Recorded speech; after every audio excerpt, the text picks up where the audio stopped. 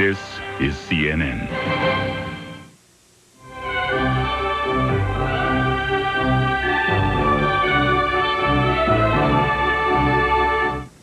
Duking it out in the Louisiana race for governor. A former Klansman is in the running to be in the runoff. And a new book says Israel produced hundreds of nuclear weapons and was prepared to use them more than once. The targets may surprise you. This is Newsnight, reporting the events that will shape tomorrow. Louisiana political campaigns have a reputation for excitement, but this one, for governor, is turning into a sizzler. Here's the way the results look now, but a note, the three top candidates have been shifting positions since the first ballots were counted. Leading is David Duke, state representative of Louisiana and a former grand wizard of the Ku Klux Klan, with 32% of the votes cast and 45% of the votes have been reported, or rather 45% of the precincts have been reported. Three-time Governor Edwin Edwards is second with 31%, and Buddy Roemer, the sitting governor who has tried the unusual move of switching parties from Democrat to Republican midterm, is now in third position. Once again, though, those three men have been shifting places all night. Klansman turned Republican David Duke already has met with his supporters, and a short while ago, the incumbent, Buddy Roemer, was at his campaign headquarters. We're joined now, though, by CNN's Charles Zewe on the line from Louisiana. Charles? Jonathan, they were singing Dixie at the headquarters of former Klansman and State Representative David Duke, who appears headed for a runoff spot in Louisiana's governor's race. Although returns show a tight grouping between Duke incumbent Buddy Roemer and former Governor Edwin Edwards, Duke was holding on to a slight lead. Duke ran strongly in populous suburban areas surrounding New Orleans and rural areas of North Louisiana. Analysts are saying the Nazi sympathizer drew heavy backing from among white voters, similar to his showing in last year's U.S. Senate race. Edwards was running second, based primarily on the strength of returns from black and Cajun precincts, where the former governor is popular. Some skeptics doubt Duke can be elected ultimately, however, because of a failure to attract black voters. But Duke is saying tonight he'll prove the professional analysts wrong again, just like his previous races. I think the momentum has gone to our campaign, to the grassroots campaign we've had. We've had no special interest money. I'm just so proud of our people, and I'm so thankful to the Lord. Roemer, meanwhile, at his headquarters in Shreveport, was refusing to concede, saying that he was still hopeful of making the runoff. I hope it was a heavy voter turnout. This state is in a good position. It's going to make a tough decision. I'm hoping they make the right one. Reports are indicating that there are many precincts missing from urban areas such as New Orleans, Baton Rouge, and Shreveport. That could make a difference later in the evening. It is expected to be the middle of the night before the election results are finally posted. Charles Zewe, CNN, Kenner, Louisiana. And further afield, a new book is reporting some explosive allegations about Israel's military might. It says Israel has hundreds of nuclear weapons and was prepared to use them. CNN's military affairs correspondent tells us more about why those weapons were not used and the rest of the allegations.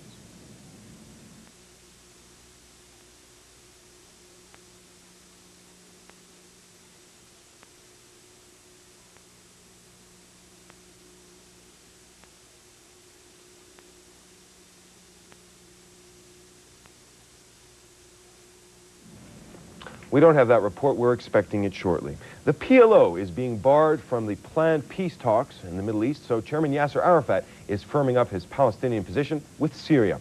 He went to Damascus Saturday for his first official visit since he was expelled 8 years ago. Arafat and President Hafez al-Assad reportedly agreed an end to Israeli settlements in the occupied territories and the future sovereignty of Arab East Jerusalem should be sought at the peace conference. Israel refuses to talk about either condition or the idea of giving up the occupied territories. Israeli television is reporting that one of the 8 Western captives in Lebanon could be freed in a few days, and more Arab prisoners could also walk free from Israeli prisons. The report came after Israel revealed it has evidence confirming the death of Israeli soldier Yossi Fink. He was captured in southern Lebanon 5 years ago. Israel has insisted on word of its missing soldiers before it releases Arab prisoners, which is what hostage takers want in exchange for freeing their captives. In the United States, the death toll rises from a cafeteria massacre, and the first victims are being buried. We'll check in on Killeen, Texas, when Newsnight returns. We'll also see Americans who are fed up with taxes. They're taking their grievances to the streets. Also ahead on Newsnight, a look at the impact abortion is making in politics and in the courts. In Yugoslavia, just how permanent is the pullback of federal troops from Croatia, and digging up the death of a kingfish politician.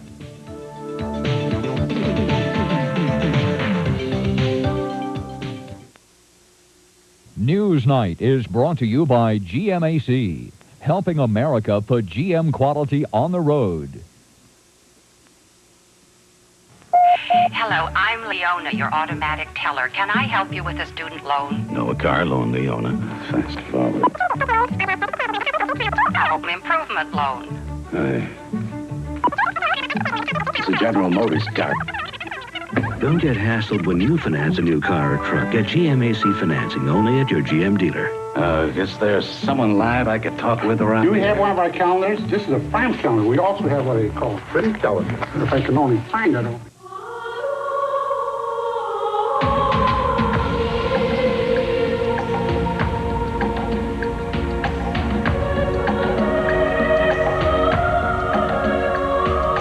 Where do you find all this? If you said the Bahamas, you're not only right, you're close. For a free guide to the Bahamas, call 1-800-8-BAHAMAS or see your travel agent. At America's finest hotels, you get such exceptional service, you hardly have to lift a finger. So it's no surprise that so many fine hotels choose AT&T. They know you depend on the quality and services of AT&T to perform at your best. Though admittedly, to appreciate our service, you do have to lift a finger. How can we help you? He didn't choose to be a hero. He was chosen. Harry Hamlin, Clash of the Titans. 10:35 Eastern, Sunday morning on TBS.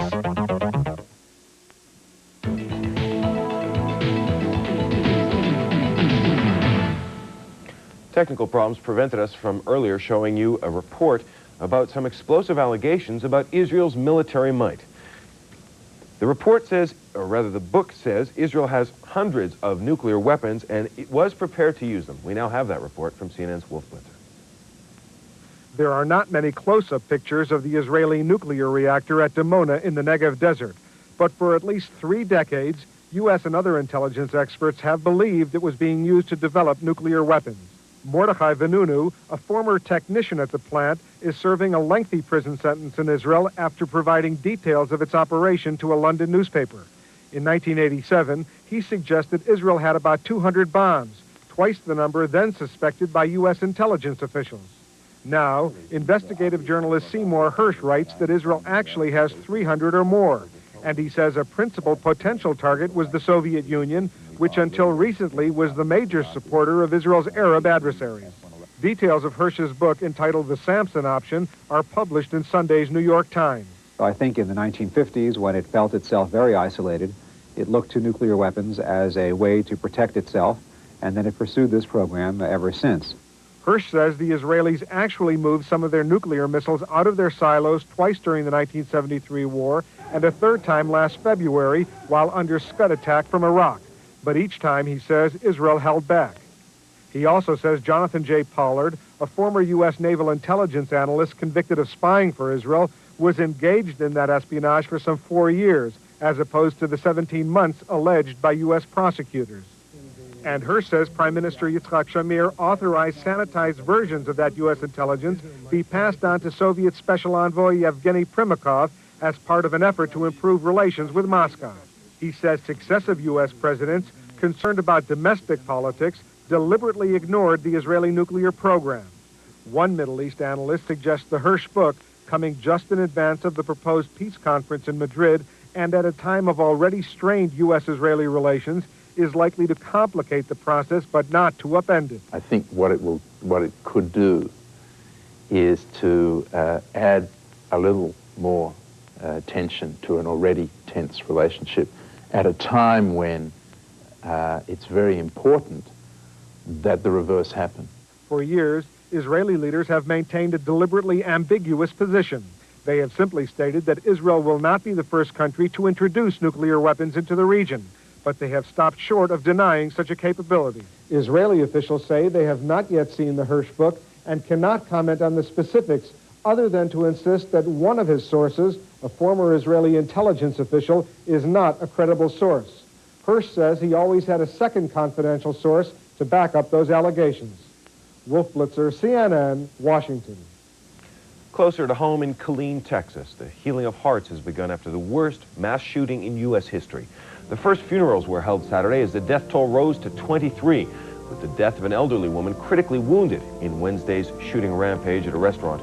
One minister told mourners the tragedy was very personal, unbelievable, inexplicable, and unpredictable. A baby remains critically ill while New York City police try to learn who tampered with the baby food she ate. The baby food maker says it plans no recall because the tampering seems to have been an isolated incident. The 5-month-old suffered convulsions after eating from a jar of Beechnut Stage 1 banana baby food. Officials said 13 other jars from the same Harlem supermarket also appeared to be tampered with. New York City inspectors say they found no other contaminated baby food products. Oliver North says when he was working at the White House, his boss, Ronald Reagan, knew everything that was going on in the Iran-Contra affair. The charge comes in his new book titled Under Fire. Jimmy McIntyre has the details. From the beginning, Oliver North claimed to be on a presidential mission. I thought that I had received authority from the president. Now, in his new book, Under Fire, excerpted in Time magazine, North says 5 years later he's even more convinced Reagan knew everything. North writes, Ronald Reagan knew of and approved a great deal of what went on. But North's new account offers no new specific evidence to back up his claim Reagan knew profits from U.S. arms sold to Iran were diverted to Contra rebels in Nicaragua. And North's story is substantially the same as he told congressional investigators in 1987. He thought he was acting under authority, but the president himself denied it. And there wasn't anything to show that he had that authority. North concedes he never spoke to Reagan about the diversion, and former Reagan speechwriter, now Congressman Dana Rohrabacher, says North's conclusion is an educated guess. From the snippets that I've read of Ollie North's book, I'd say that Ollie is expressing his opinion, and perhaps more forcefully than he did before. North admits feeling betrayed by Reagan, saying the president should have pardoned him. In his memoirs, President Reagan says he sent word to North's lawyers that he wanted North to tell the entire truth and do nothing to protect him. North claims his lawyers never got the word, that the only message he heard was to exonerate the president.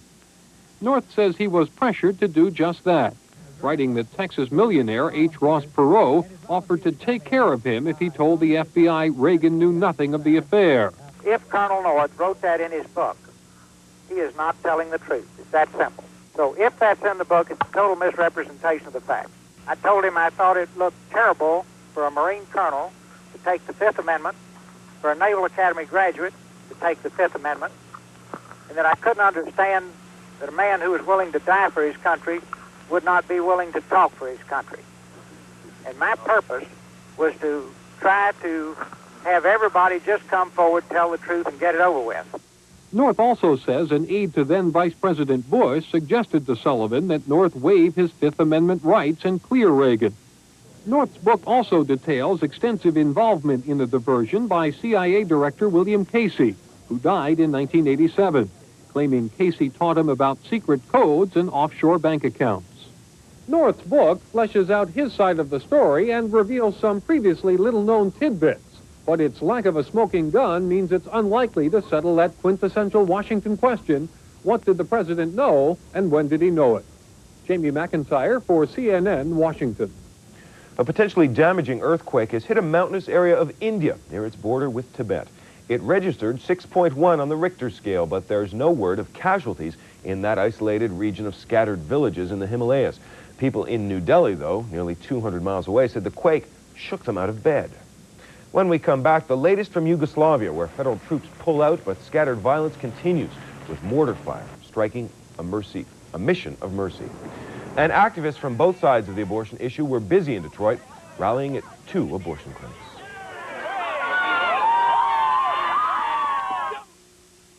To celebrate the 10th anniversary of the IBM PC, you've got to know the ropes, because it deserves a big production. So you set the stage with rebates on a star-studded cast of PS2s. Go head over heels with a choice of amazing software.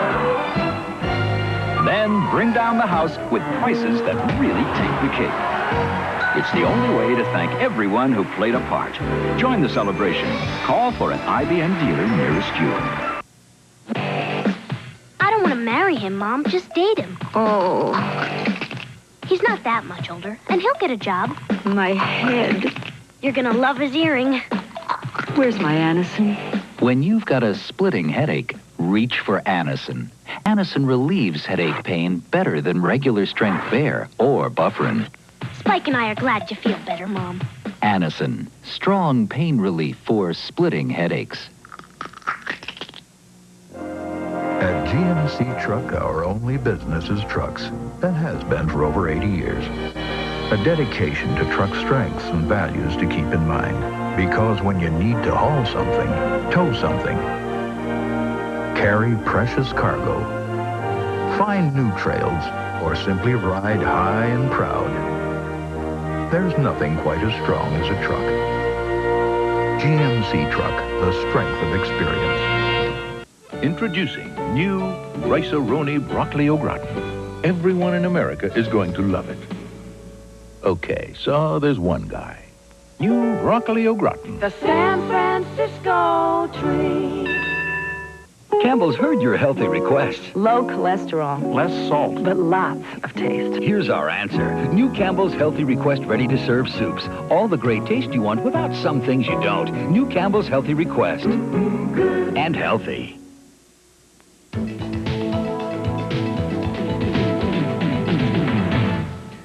The story from Yugoslavia, sadly, sounds much the same. The fighting continues, although a ceasefire is in effect.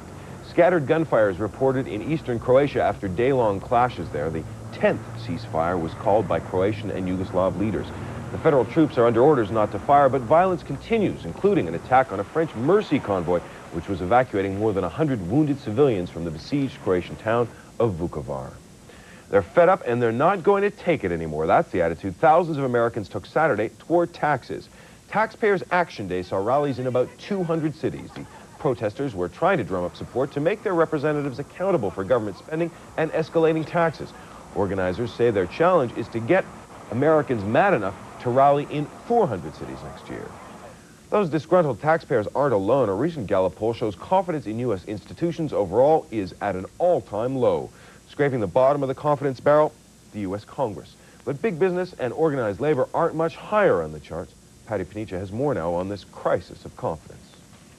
Congress has a black eye, according to Americans polled. They ranked Congress last in the amount of confidence placed in it as compared to other institutions. All over the country, you're seeing people talking about limiting congressional terms, which I think is an indication that people are not confident. The poll was conducted by Gallup during the Thomas hearings, which may explain why only 18% of those surveyed expressed confidence in Washington lawmakers. The Supreme Court received its lowest confidence rating ever at 39%. According to letters written to the editor of the Los Angeles Times, the Thomas hearings did much to destroy confidence in Congress and the court. I would say the government is undergoing the greatest credibility crisis since Watergate. Overall, the poll indicated a lessening confidence in many American institutions. It's typical when you're in the midst of an economic downturn for people to lose confidence in the country's institutions. Only 22% of the people expressed confidence in big business. They seem to be unloading workers very promptly and very quickly without any regard to all the goodwill that's engendered and all the hard work that's taking place. Labor unions also received low ratings, and Americans have little faith in what they read in newspapers or see on television. Only 32% expressed confidence in newspapers, 24% in television. The nation's banks also had low ratings, most likely due to bailouts and junk bonds. Once one thing falls, it has a trickling effect. Highest confidence ratings went to the U.S. military. They did good in the war, so I feel pretty confident that they know what they're doing. Organized religion and President Bush also fared better than most,